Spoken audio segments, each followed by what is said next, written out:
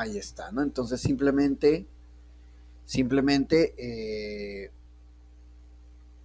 a la pregunta de cuáles son los temas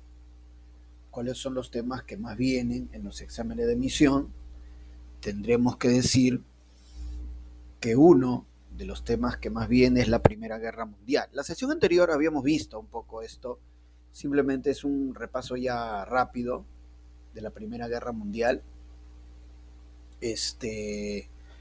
Claro que sí. Y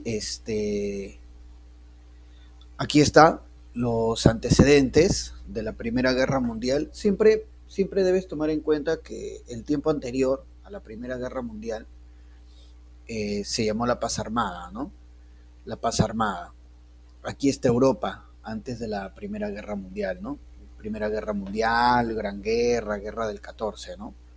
Ahí está, como te darás cuenta, el Segundo Imperio Alemán, el Segundo Reich, el Imperio Austrohúngaro, el Imperio Ruso, que era enorme, así es, y las causas de la Primera Guerra Mundial. Primero, el afán imperialista, la ambición imperialista de Alemania, de Austria-Hungría, sobre todo de Alemania, ¿no? De conseguir más colonias, más territorio, y obviamente el Reino Unido y Francia de mantener sus colonias, ¿no?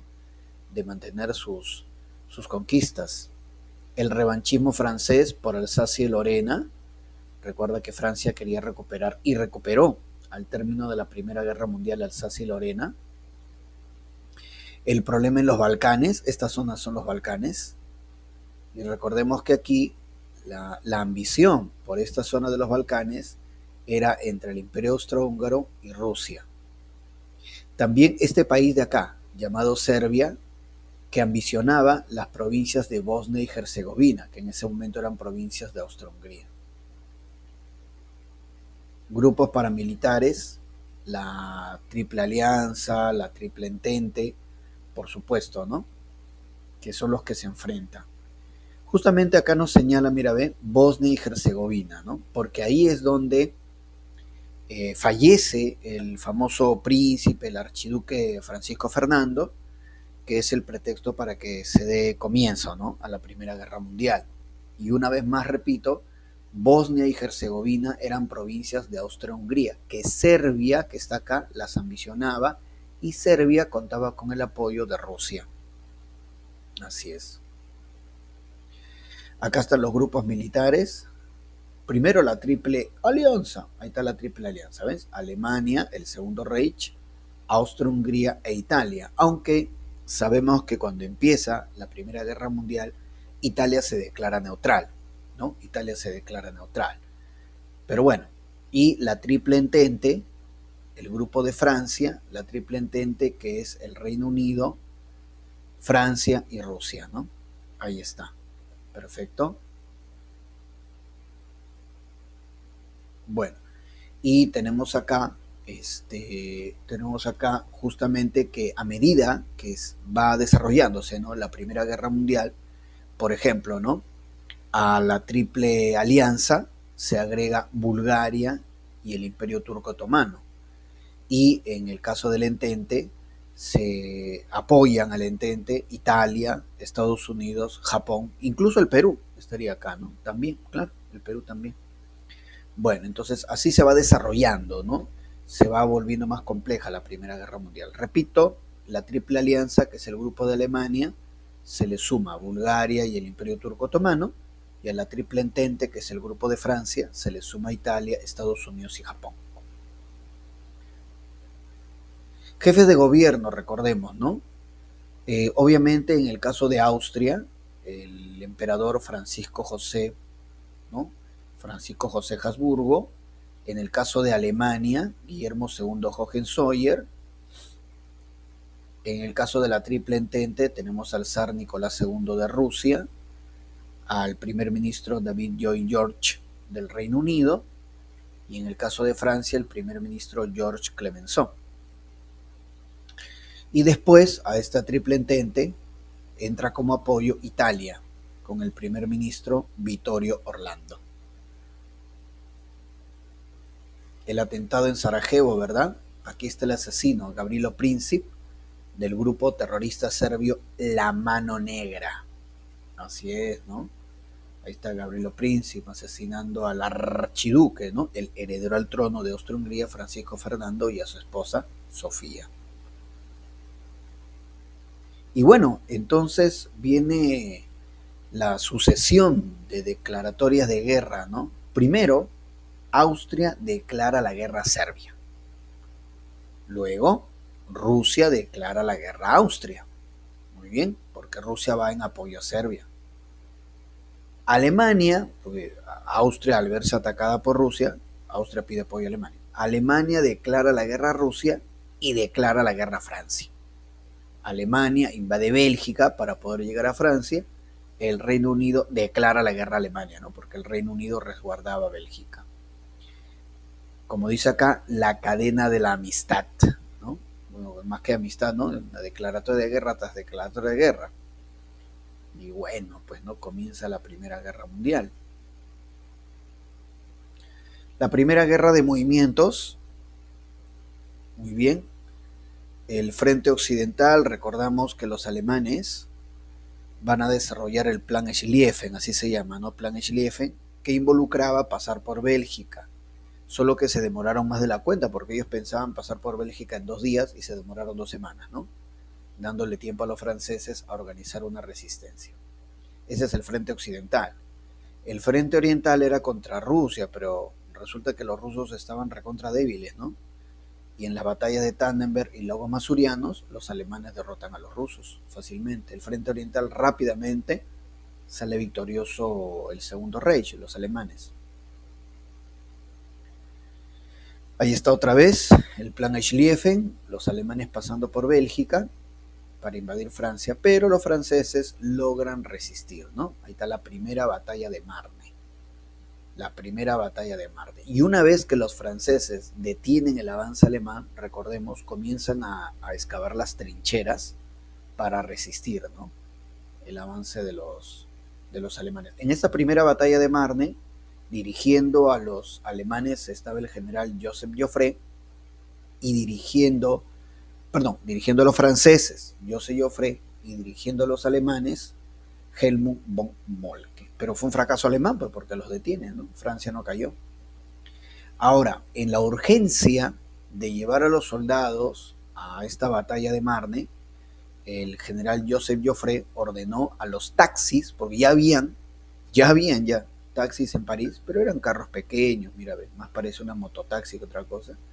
Y en estos taxis, desde París, llevar a los soldados al frente de batalla, ¿no? A la primera batalla de Marne, ¿no? Entonces se movilizaron los taxis de París para llevar a los soldados de Francia a detener a los alemanes en la primera batalla de Marne. El frente oriental, pero como hemos mencionado, el frente oriental rápidamente los alemanes derrotan a los rusos. Vemos acá el tremendo avance de los alemanes sobre el territorio ruso, impresionante. Y destacan los generales alemanes Paul von Hindenburg y Erich Ludendorff. Muy bien, son los 2 generales alemanes victoriosos frente a los rusos. Incluso las 2 batallas, ¿no? Tannenberg, Lagos Masurianos, ¿no? Victorias alemanas sobre los rusos. Y vemos acá cómo en masa prácticamente los soldados rusos se rendían ante el poderío alemán. Miles y miles de soldados rusos se rendían, muy bien, ante el avance, ante pues el incontenible, la superioridad militar alemana. Muy bien, entonces el frente ruso se desmorona rápidamente.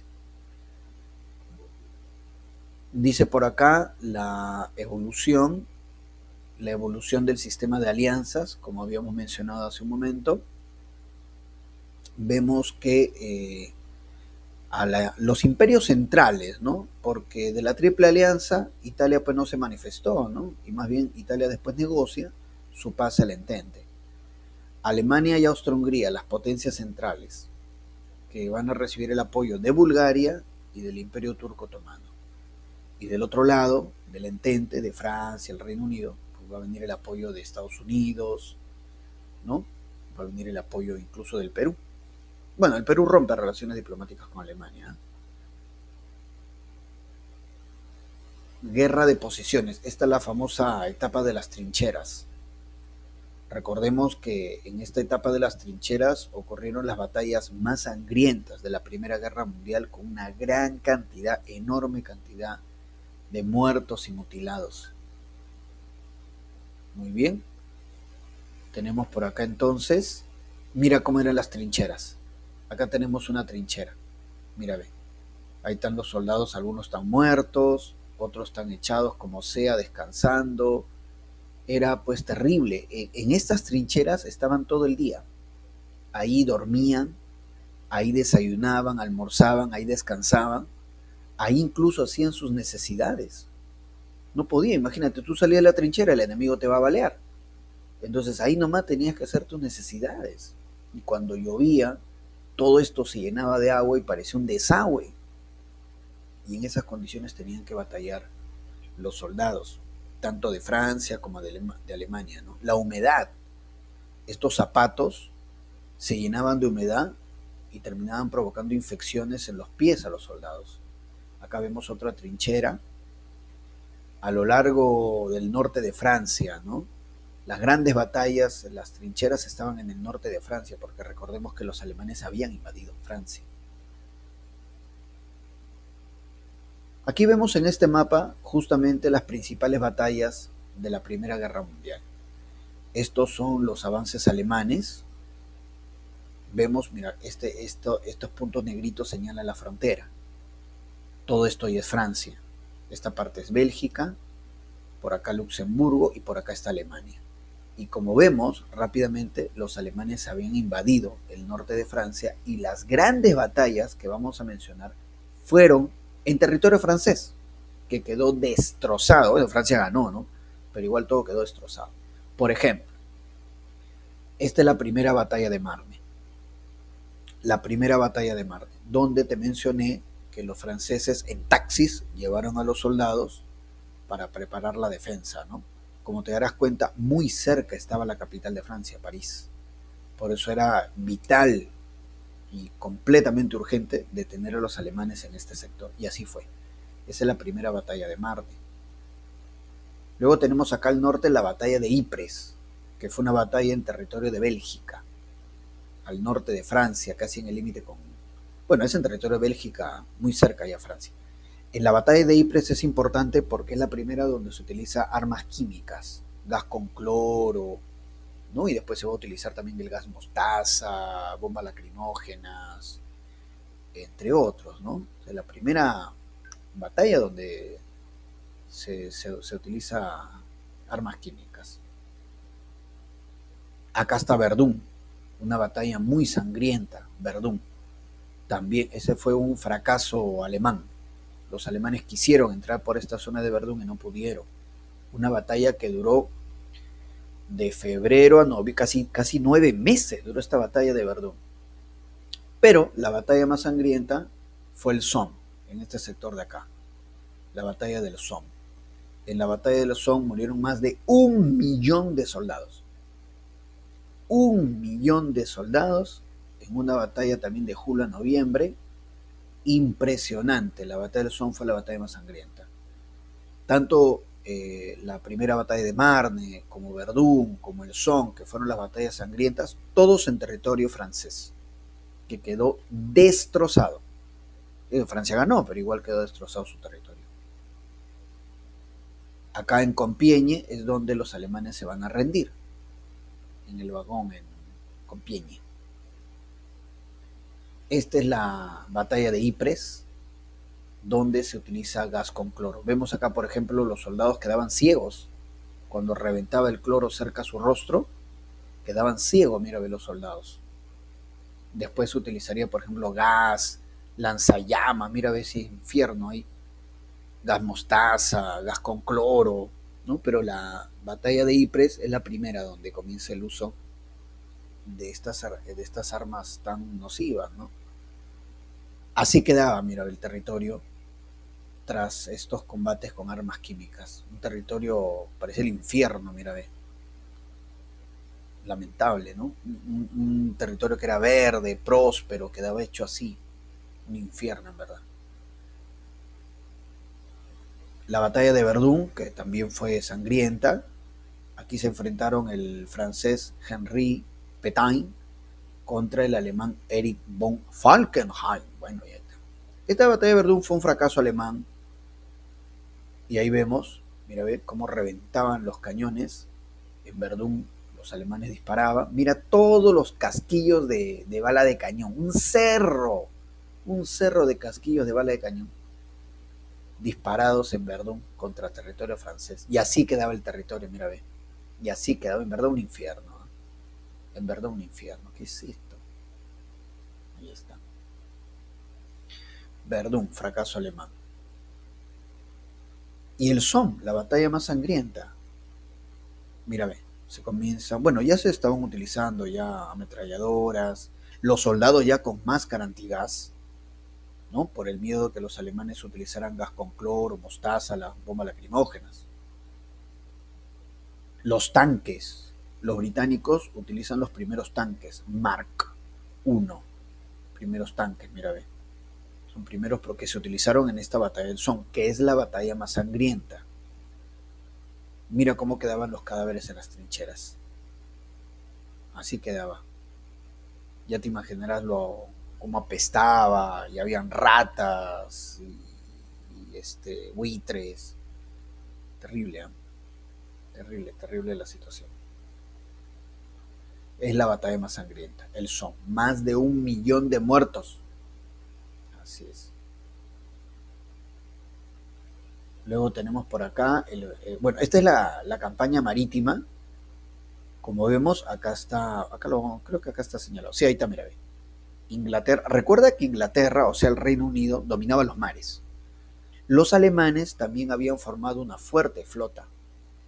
Los alemanes intentaron derrotar a los barcos británicos. Esta es la batalla de Jutlandia. Pero la batalla de Jutlandia prácticamente terminó en empate. Pero el empate favorecía al que tenía la supremacía, que era el Reino Unido. Los alemanes no pudieron salir más allá de este Mar del Norte, ¿no? La idea de los alemanes era tratar de llegar a sus colonias y traer soldados, cosa que no pudieron, ¿no?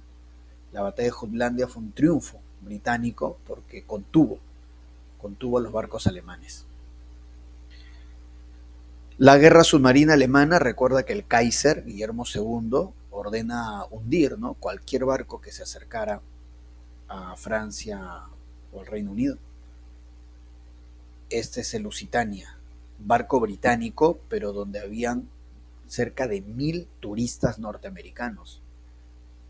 Y muchos dicen que este fue el pretexto para que Estados Unidos entrara a la Primera Guerra Mundial, porque en el barco Lusitania, repito que era británico, murieron muchos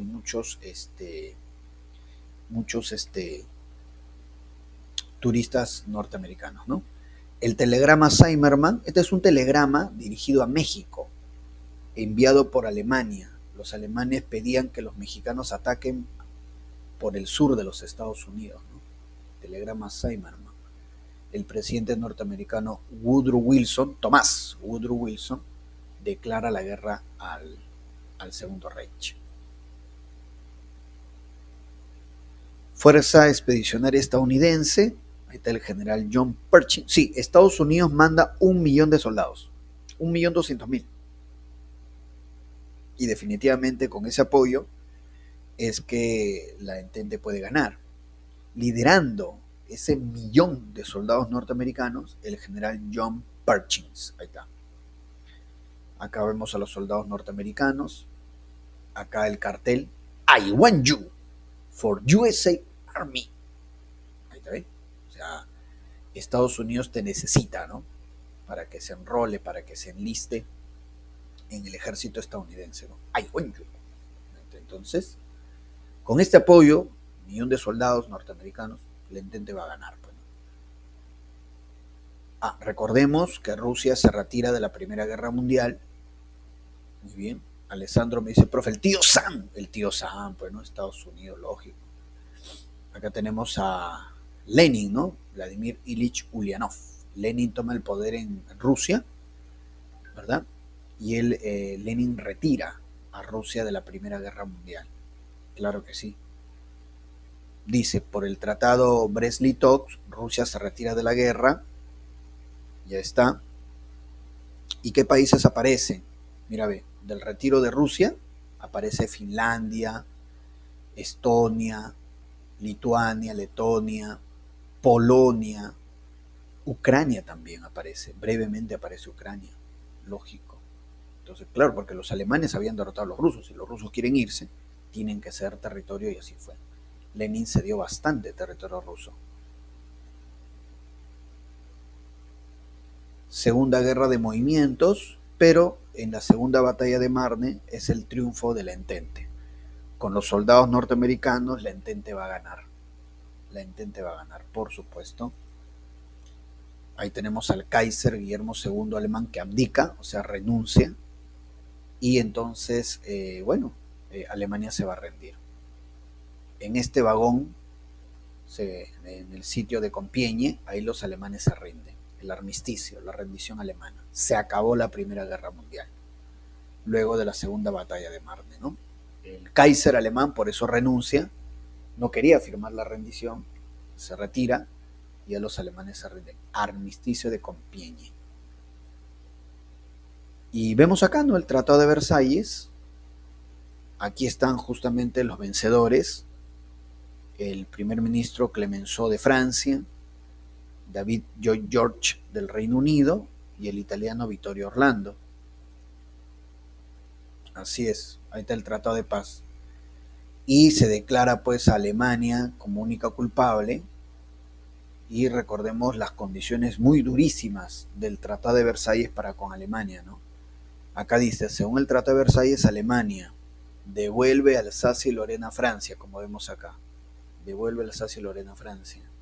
Pierde todas sus colonias Alemania, pierde todas sus colonias. Cede el corredor del Vístula a Polonia, ahí está, cede esta zona a Polonia. Muy bien.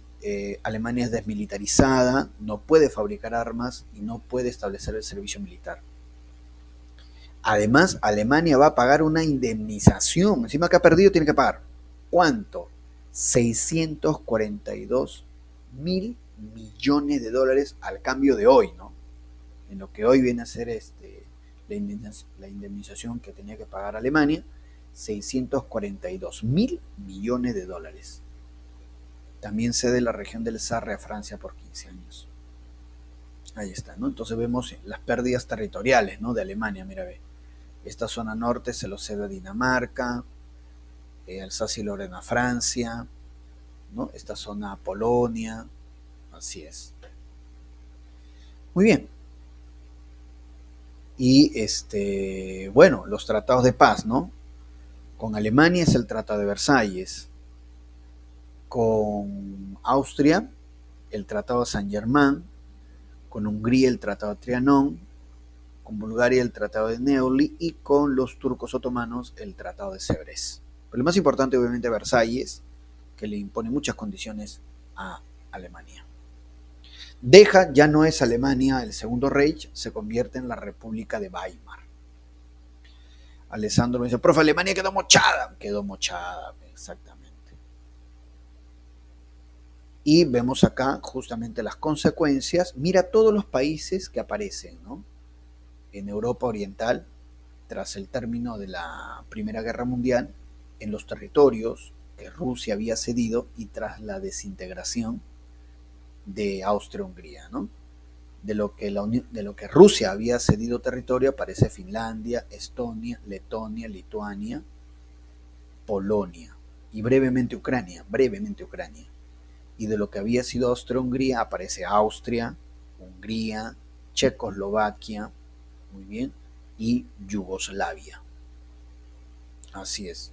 También se crea la Liga o Sociedad de Naciones, que tenía como función evitar, ¿no? Un nuevo conflicto mundial, cosa que no lo logró, porque va a haber un nuevo conflicto de carácter mundial. Consecuencias de la guerra, mira, ve, murieron aproximadamente 11 millones de personas y 20 millones de heridos y mutilados. Por ejemplo, mira acá, este es un soldado alemán, mira, ve, sin pierna. Así quedaron. 11 millones de muertos, 20 millones entre heridos y mutilados. Como mendigo, mira.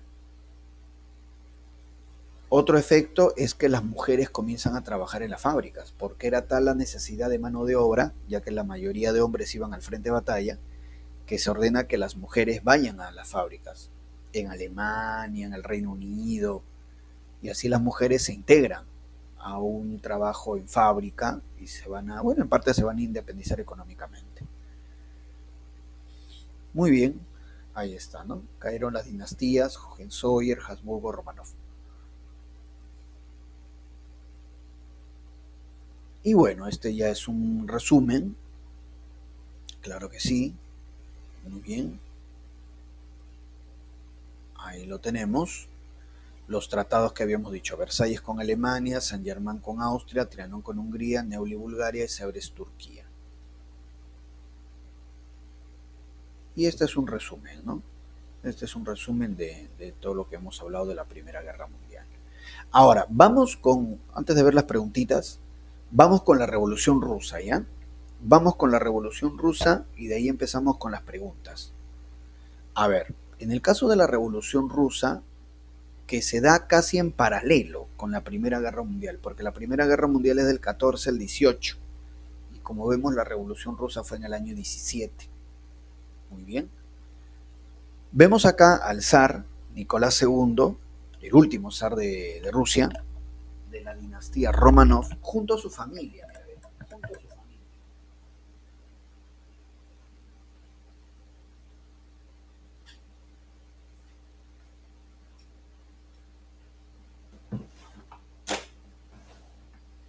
Ya mira, ve, junto a su familia, ahí está su esposa María Feodorovna, así se llamaba, María Feodorovna, sus 4 hijas, una de ellas era Anastasia, y su único hijo, Alexei, su único niñito, ¿no? El príncipe Alexei, que padecía hemofilia, Alexei.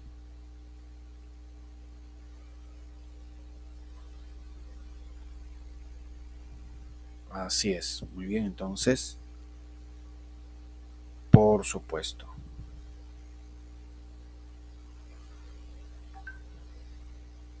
Ahí está, entonces.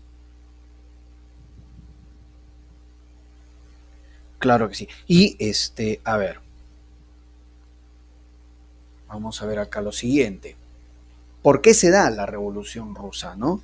Una situación pues muy mala la que vivía Rusia.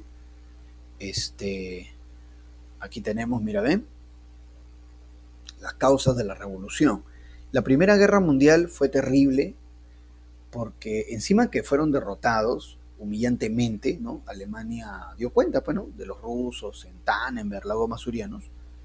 Miles de rusos quedaron heridos, como estás viendo, mutilados, discapacitados, venían del frente de batalla, derrotados, humillados y empobrecidos.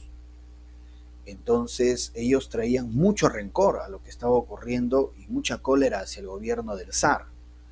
Vemos acá abajito prisioneros rusos, miles de prisioneros rusos. Es más, vimos anteriormente unas imágenes de los rusos rindiéndose masivamente ante los alemanes. Un fracaso absoluto. Y no solamente era un fracaso y la pérdida de prestigio del zar que los llevó a esta guerra, sino también que el mal resultado en la Primera Guerra Mundial aumentaba la crisis económica en Rusia. Por eso vemos acá huelgas y protestas sociales, ¿no? Estas serían las causas de la Revolución Rusa, ¿no? Los fracasos en la Primera Guerra Mundial, el aumento de la crisis económica, falta de empleo. Así es. La etapa de febrero, ¿no? La etapa de febrero es justamente cuando se produce la renuncia del zar Nicolás II. Más protestas, sobre todo en la famosa fábrica Putilov, la fábrica Putilov en Petrogrado, que era la capital en ese momento de Rusia. 8 de marzo, las mujeres se unen a las protestas, claro, reclamando mejoras económicas, pero también en celebración por el 8 de marzo. ¿Qué se celebra el 8 de marzo? A ver, muchachos. A ver, chicas, ¿qué se celebra el 8 de marzo? ¿Ah? No voy a decir, profe, mi santo, mi cumpleaños. ¿Qué se celebra el 8 de marzo? ¿Ah? ¿Sabes o no? Muy bien, muy bien. El Día de la Mujer, excelente. Ese justamente 8 de marzo, las mujeres de Rusia salieron, como estás viendo, se unieron a las protestas de los obreros de la fábrica Putilov, ¿ya? Claro, y aumentaron las protestas. Llega un momento en que los militares, en vez de enfrentar a los huelguistas, se terminan uniendo a ellos por el malestar económico y por el desprestigio del gobierno del zar. Por eso es que el zar Nicolás II firma su renuncia, que está acá, abdicación de Nicolás II, lógico. Zar Nicolás II también era medio brutito, ¿eh? Porque esperó hasta último momento para renunciar, para abdicar. Debe haberlo hecho desde un primer momento y quizá hasta hubiera podido salvar su vida. Cuando abdica, cuando renuncia Nicolás II, se forman dos gobiernos paralelos. Por un lado, un gobierno provisional dirigido por el príncipe Lvov, y por otro lado se organiza el Soviet de Petrogrado. El Soviet era como un comité popular de soldados y obreros, el Soviet de Petrogrado. Entonces eran dos como, si bien en teoría, ¿no?, el gobierno provisional era el que mandaba, el Soviet de Petrogrado también tenía bastante poder, y casi cogobernaba con el gobierno provisional. Gobierno provisional, ahí está, claro que sí.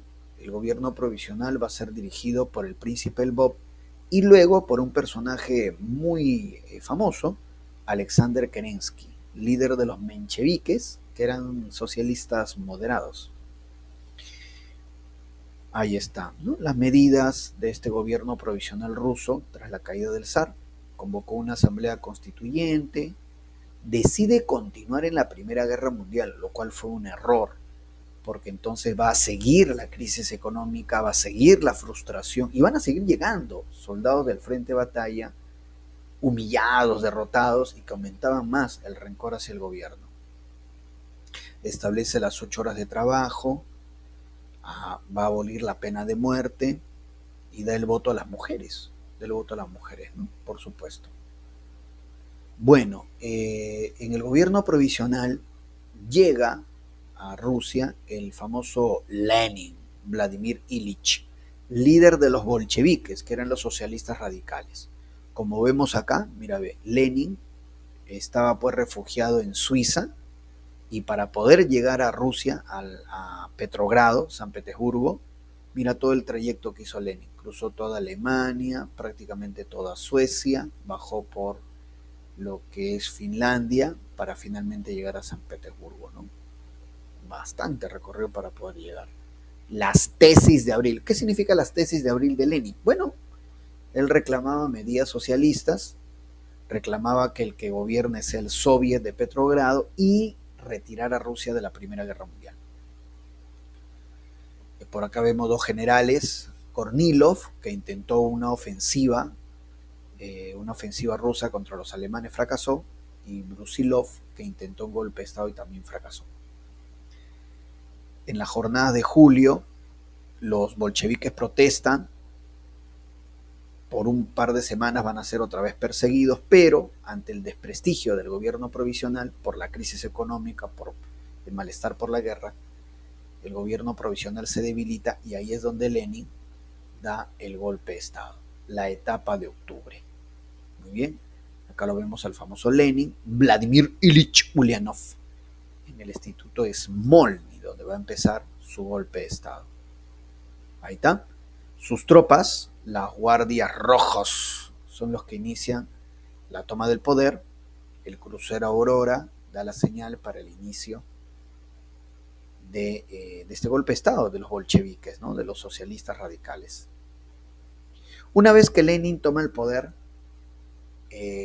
retira a Rusia de la Primera Guerra Mundial, cumple su palabra con el Tratado Brest-Litov, y recordemos, mira, ve todo el territorio que Rusia cede para poder retirarse de la Primera Guerra Mundial. Territorio donde hemos visto que aparecen varios países como Finlandia, Estonia, Letonia, Lituania, Polonia, Ucrania brevemente. Debemos destacar también en el grupo bolchevique radical a una dama, Alexandra Kollontai. Alexandra Kollontai acá está con su menino. Muy bien, Alexandra Kollontai, importante, ¿no? Claro que sí. Entonces, de esa manera. Y la checa era la policía política, la policía secreta de los bolcheviques. Guerra civil. Cuando termina la Primera Guerra Mundial, y obviamente, ¿no? Francia, el Reino Unido se enteran que hay un gobierno comunista, un gobierno rojo, bolchevique zurdo de izquierda, entonces lo van a combatir. Se promueve una guerra civil en Rusia, los blancos contra los rojos. Los rojos eran pues los bolcheviques y los blancos eran partidarios del retorno del zar. En el caso de los bolcheviques, este personaje, León Trotsky, es el que forma el Ejército Rojo. Acá abajo lo vemos. El Ejército Rojo que va a triunfar. Gana la guerra civil al derrotar a los blancos. Vemos acá justamente una caricatura de Trotsky que lo ponen como un monstruo. Muy bien, líder del Ejército Rojo. Y Trotsky derrota justamente a los generales del Ejército Blanco, Anton Denikin y Piotr Wrangel, ¿no? Son derrotados. Derrotando a los blancos, fuerzas contrarrevolucionarias, derrotando a los blancos, la revolución rusa se consolida, ¿no? Y bueno, ya entonces consolidado el gobierno comunista en Rusia, Lenin le cambia de nombre, ¿verdad? Ya no se va a llamar Rusia, sino Unión Soviética, la URSS, la Unión Soviética, que en su momento estuvo integrado por 11 países. Claro que sí, mira, Armenia, Azerbaiyán, Bielorrusia, Estonia, Georgia, Kazajstán, Kirguistán, Latvia o Letonia, Lituania, Moldavia, Rusia, Tayikistán, Turkmenistán, Ucrania, el famoso Ucrania, el número 14, Ucrania acá, y Uzbekistán. ¿Ya? Esas son las 15 repúblicas que formaban la Unión de Repúblicas Socialistas Soviéticas. Muy bien. Y bueno, Lenin fallece al poco tiempo y lo vemos acá convaleciente. Le dio un derrame cerebral a Lenin. Entonces pone mal, finalmente fallece. Hasta ahora está embalsamado Lenin, así es. Y bueno, cuando muere Lenin, se forma un gobierno de 3, una junta de gobierno, la llamada Troika, con Zinoviev, Kamenev y el famoso Stalin. Pero Stalin, que era muy ambicioso, ¿no? Stalin es muy ambicioso, se va a enfrentar a Trotsky, líder del Ejército Rojo. Ahí está. Lenin planteaba el socialismo en un solo país, Trotsky hablaba de la revolución permanente. Bueno, Stalin pues de una u otra manera, ¿no? Derrota a Trotsky, luego Stalin se deshace de Kamenev y Zinoviev y Stalin queda como único gobernante. La dictadura de Stalin, ¿no? Claro que sí. Muy bien, pero vamos entonces ya a dejar esto y pasamos con las preguntas de rigor. Pasamos con las preguntas de rigor, por supuesto.